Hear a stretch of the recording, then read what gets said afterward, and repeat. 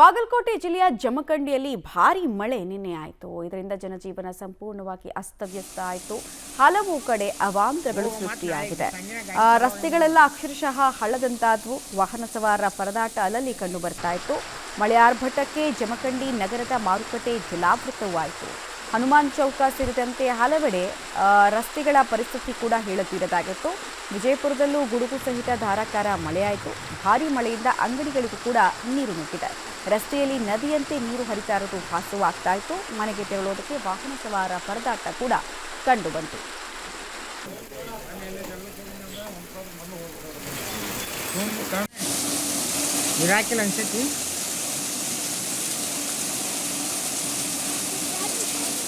ಮತ್ತು ನಾಳೆ ಸಂಜೆ ಗಾಡಿ ಚಾಲೂ ಆಗಂಗಿಲ್ಲ.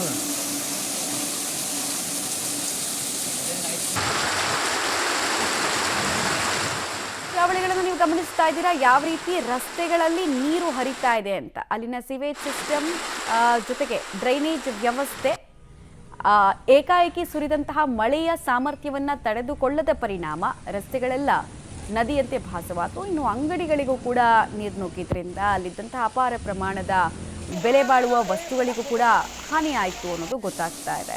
ಲಕ್ಷಾಂತರ ರೂಪಾಯಿ ನಷ್ಟ ಆಗ್ತಾ ಇದೆ ನಮಗೆ ಅಂತ ವ್ಯಾಪಾರಸ್ಥರು ಅಲವತ್ತುಕೊಂಡ್ರು. ತಗ್ಗು ಪ್ರದೇಶದ ಮನೆಗಳ ಪರಿಸ್ಥಿತಿಯನ್ನು ಕೂಡ ನೀವು ಗಮನಿಸ್ತಾ ಇದ್ದೀರಾ.